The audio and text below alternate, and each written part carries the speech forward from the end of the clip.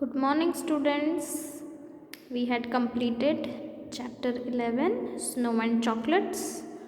Today we will begin with exercise A. Pay attention, all of you. Page number 84. Exercise A. Gabriel's letter tells you a lot about Switzerland. Fill in the boxes to complete the information. So, as we had studied in the chapter, who had written a letter to whom? Yes, Gabriel had written a letter to his pen friend Ajay. Yes, Gabriel ने अजय को letter लिखा था Switzerland के बारे में बताते हुए. हमें क्या करना है इस एक्सरसाइज में स्विट्ज़रलैंड से रिलेटेड जो हमने चैप्टर में पढ़ा उसके बारे में हमें इन बॉक्सेस में भरना है और इस इंफॉर्मेशन को कंप्लीट करना है. You have to do this exercise a as homework, as today's homework. You have to complete this exercise as today's homework. Write down today's date and homework. HW over here, आज की date और HW लिखना यहाँ पर और complete करना. Exercise ए आपका homework है. आपने चैप्टर रीड किया होगा तो बेटा आप इजीली इसको फिल कर पाएंगे. Okay, I am giving you a few hints. Listen to me carefully. मैं आपको थोड़ा सा बता देती हूँ, बाकी रिमेनिंग आपको कंप्लीट करना है as homework. Scenic beauty. Scenic beauty क्या क्या है स्विट्ज़रलैंड में हमने पढ़ा था. यस, लेक्स है, स्नो केप माउंटेन्स है, पेस्चर्स है. बेस्ट नोन फॉर, स्विट्ज़रलैंड किसके लिए जाना जाता है ये भी हमने पढ़ा था. चॉकलेट्स है, watches, chocolates, watches, fondue, cheese dip. Official languages कौन कौन सी है स्विट्ज़रलैंड की, that you have to write down. Direct book में दिया हुआ है. माउंटेन्स कौन कौन से फेमस है, एल्प्स है, जुरा माउंटेन्स है. स्पोर्ट्स के लिए हॉकी है, सॉसर है. Yes, sports, ice hockey and soccer. So you have to fill this exercise a as today's homework. Write down today's date and HW over here. Now let us move to exercise B. Answer these questions. I am discussing it. I will send you a photo.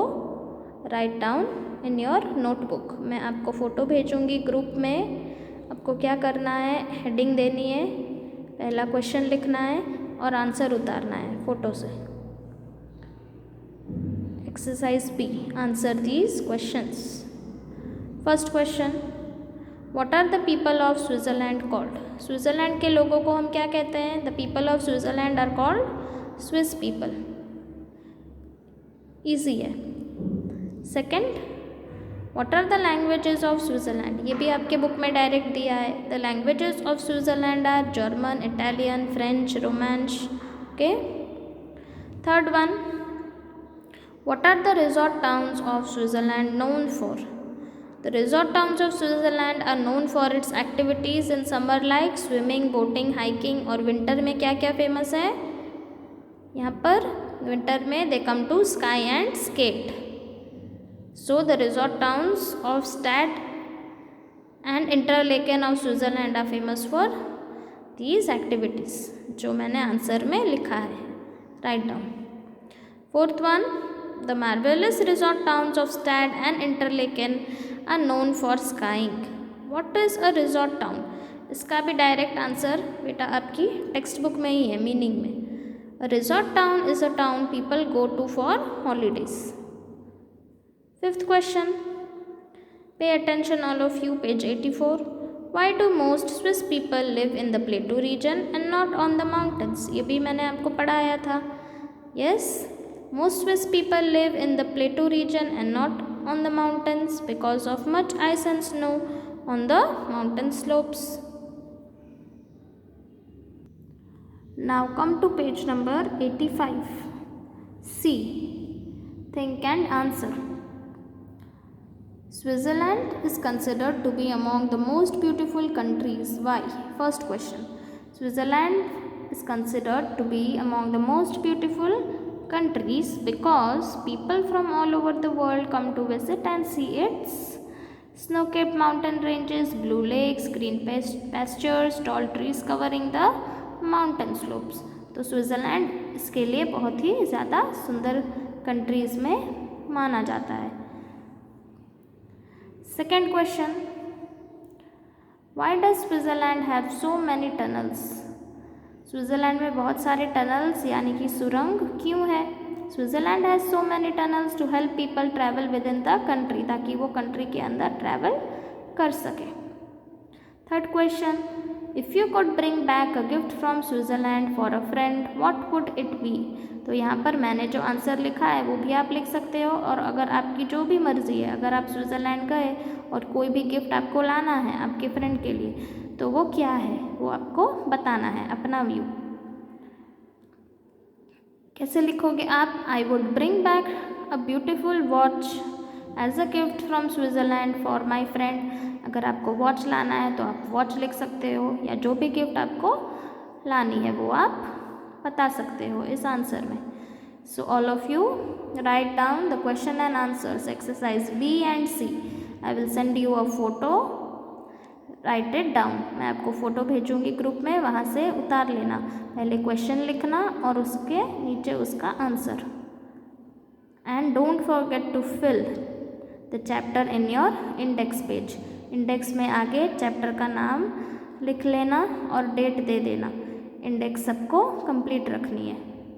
Now before going to exercise D, let us understand some grammar.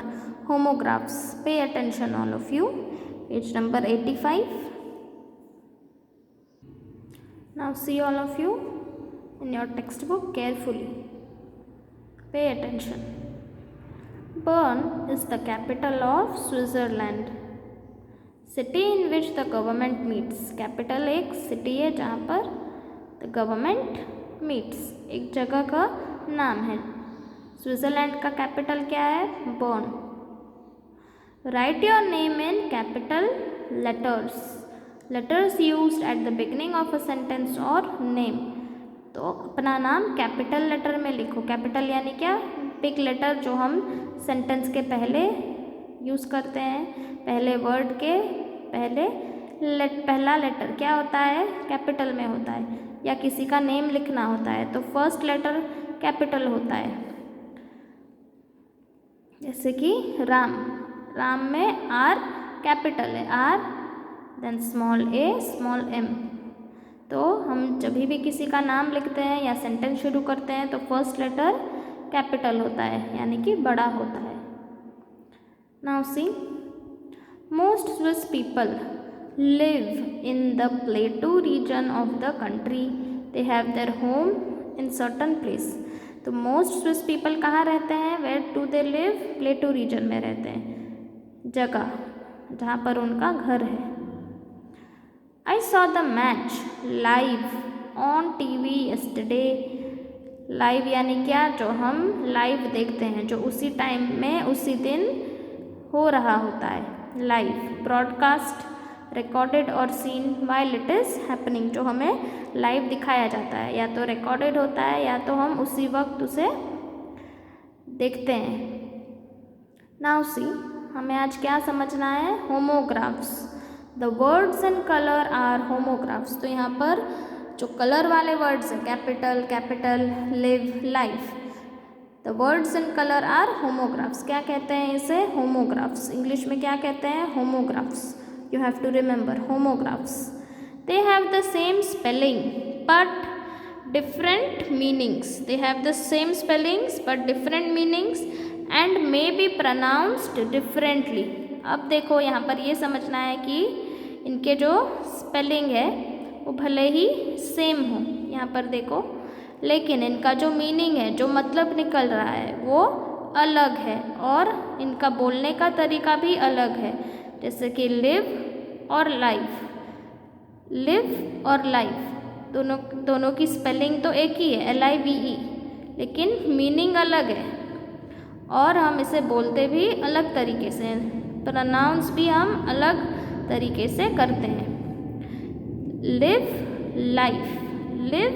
Life but the spellings are same, और इसका मतलब भी अलग है, pronounce भी अलग होता है, लेकिन स्पेलिंग्स सेम होती है।